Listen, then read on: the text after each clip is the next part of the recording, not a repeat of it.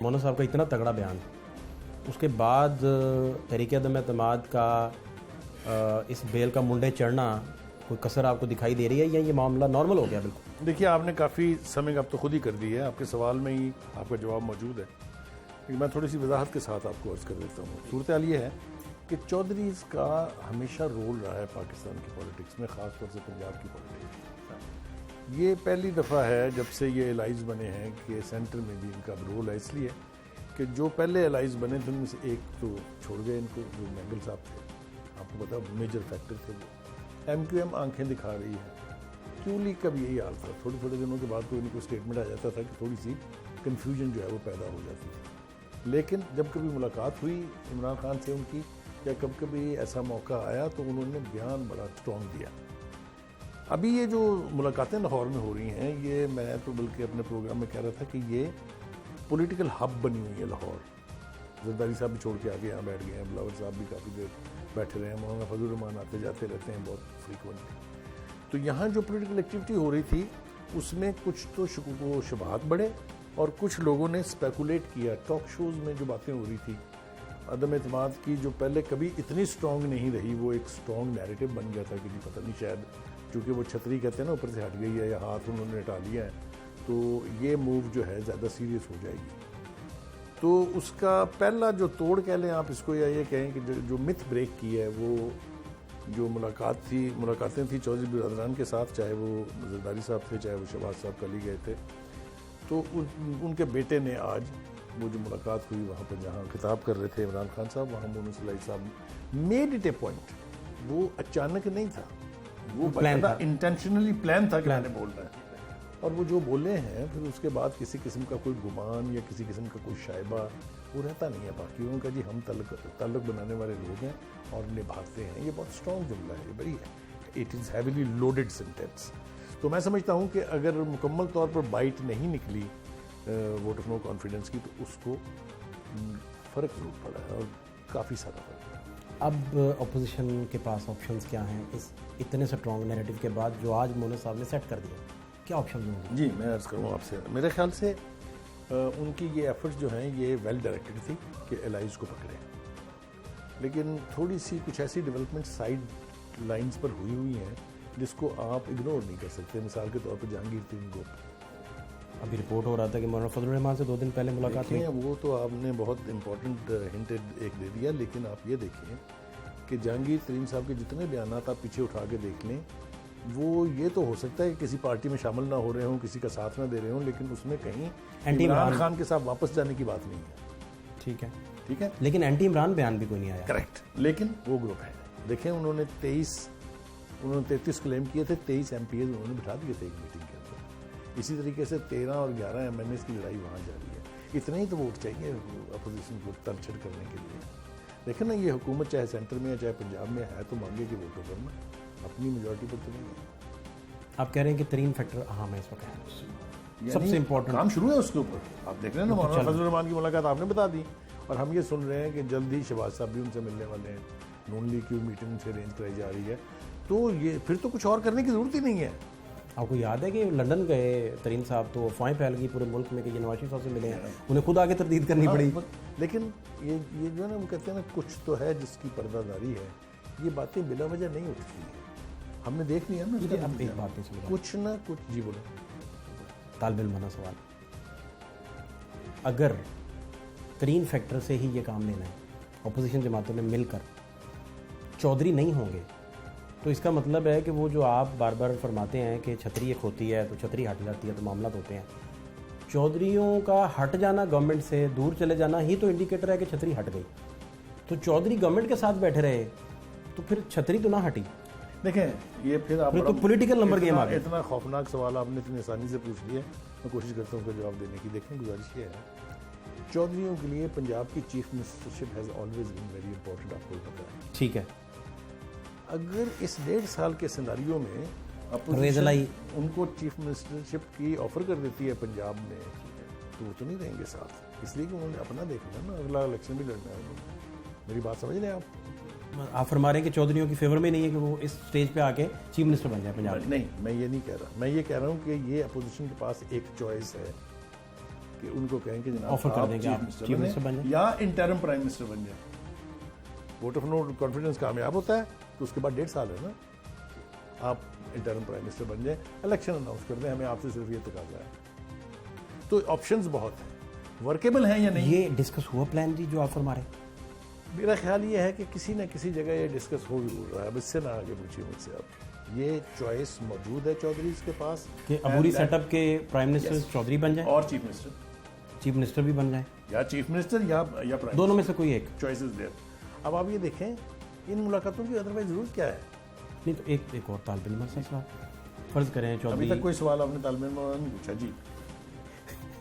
शुक्रिया आपका। फर्ज करें चौधरी परवेज लाई सीएम बन गए, फर्ज करें, ये दो ही ऑप्शन है ना, या अबूरी प्राइम मिनिस्टर या सीएम बन गए। ठीक, सीएम बनने के बाद 3 महीने बाद नवाज शरीफ साहब चौधरी बरादरान से वो सारा कुछ खींच लेते हैं और मतलूबा हदफ भी हासिल हो चुका होगा, चौधरी की इज्जत कहाँ जाएगी? वो तो मिट्टी में मिला देंगे इस मैं तरह। अर्ज करूँ आपसे, जो इस किस्म के सिनारियों में जो कमिटमेंट्स वादे होते हैं ना, वो शॉर्ट लिव्ड नहीं होते हैं। लेकिन ना एलाइज जो है तमाम तर हुकूमत के ऊपर प्रेशर के बावजूद अभी तक साथ है, तो महंगल छोड़ गया ना। लेकिन एक आप देखें कीमतें कहाँ आसमान पे चढ़ी हुई हैं, गरीब की चीज़ें निकल रही हैं, कोई गवर्नेंस नहीं है, कोई वादा पूरा नहीं किया, इसके बावजूद सेम सिनारियो था, लेकिन आसिफ अली जरदारी साहब ने वकला बहाली तहरीक के बाद इफ्तिखार चौधरी को बहाल करने का वादा पूरा नहीं किया था। देखें सेम सिनारियो। जो आसिफ अली जरदारी है ना, वो बहुत कमाल का खिलाड़ी है, उसको असेस करना या एक चंद अल्फाज में उसको समअप करना बहुत मुश्किल है। अब एक मैं डायरेक्ट इसी तरफ आ रहा एक मिसाल देता हूँ आपको। प्लीज। कोई सियासतदान ये गट्स नहीं रखता कि वो छाती ठोंक के एक पब्लिक रैली में कहे कि बलूचिस्तान की हुकूमत बननी चाहिए। नहीं कहा, उन्होंने कहा ठीक है। किसी ने नहीं कहा कि जनाब सादिक संजरानी का इलेक्शन जो है वो मैं उसके पीछे मैंने बनाया, उन्होंने कहा। सो वो बहुत कमाल के खिलाड़ी हैं, बहुत अजीबो गरीब किस्म के खिलाड़ी हैं, तो उनसे कुछ भी मुतवक्को है। लेकिन अदरवाइज जो पॉलिटिकल अलाइंसेस हम देख रहे हैं इस दौर की बनी हुई, वो अभी तक चल रही है। लेकिन ना पीडीएम से एक पीपल्स पार्टी निकली, फिर क्रेडिट और डिस्क्रेडिट जरदारी साहब, बाकी तो 13 पार्टियां वहाँ मौजूद हैं कि नहीं 11। अभी भी सारा इनिशिएटिव उन्हीं के सर, हालांकि ये शहबाज शरीफ साहब की दावत पे गए, लेकिन सारा ज़माना कहता है ये इनिशिएटिव जरदारी साहब का, और अदम एतमाद कामयाब हो या नाकाम, दोनों सूरतों में क्रेडिट जरदारी। बिल्कुल ठीक कह रहे हैं आप। मैंने कहा ना कि वो खिलाड़ी बहुत अजीब गरीब है। आप यूँ कह लें कि इन सब में से वो सबसे ज़्यादा शुरूट और सबसे ज़्यादा मैच्योर्ड खिलाड़ी, he knows the game very well. अब मुझे बताएं, मैं बारी बारी सबके नाम लेके तो उनका मैं आपसे जानना चाहता हूँ, समझना चाहता हूँ, इस स्टेज पे जरदारी साहब का हदफ क्या आपको नज़र आता है बतौर सीनियर तजिया? 2 चीज़ें हैं। एक तो वो नहीं चाहते कि सिंध की हुकूमत किसी तरह भी उनके हाथ से जाए, चाहे ये इंटरिम सेटअप है, चाहे ये वो वोट ऑफ नो कॉन्फिडेंस की कामयाबी है या अगला इलेक्शन है। उनका फोकस ये है कि सिंध उनके पास रहना चाहिए। एक अब बिलावल और जरदारी साहब ने मिल के सेंटर में हुकूमत बनाने का बहुत खौफनाक ख्वाब देखा हुआ है, बार बार इसका इज़हार भी किया। बिलावल साहब कह रहे हैं अगली हुकूमत हमारी होगी, कैसे होगी इस पर अभी को गुफ्तगू करने के लिए तैयार नहीं, क्योंकि जब तक पंजाब में आप मेजॉरिटी सीट नहीं लेंगे, पाकिस्तान की तारीख में किसी ने हुकूमत नहीं। लेकिन एक छोटी सी इंसर्शन, मैं मिसालें दे दूँ, भुट्टो साहब पंजाब हब, बेनज़ीर पंजाब हब, नवाज शरीफ 3 दफ़ा पंजाब हब। छोटी आपकी इजाज़त है, पीपल्स पार्टी ने पिछली 2 गवर्नमेंट्स जब भी मरकज़ में बनाई तो उसमें 25 सीटें पंजाब से ली, सिर्फ उन्हें 25 आई। पंजाब से वो जो ही 25 लेते हैं तो वो मरकज़ में हुकूमत बना लेते हैं। सारा सिंध उनके पास है, इंटीरियर सिंध सारा उनके पास है। ठीक बात। अब 25 सीटें नहीं है ना उनके पास, तो इलेक्टिबल्स फर्ज करें शमशान बुखारी जीत जाते हैं, इधर आ जाते हैं, एग्जैक्टली कोई परेशान नहीं होगा कि इलेक्टिबल जीत गए। देखें पीपल्स पार्टी कभी इक़्तिदार में सेंटर में नहीं आ सकती जब तक इनका नाराज जियाला घर से नहीं निकलेगा। करेक्ट।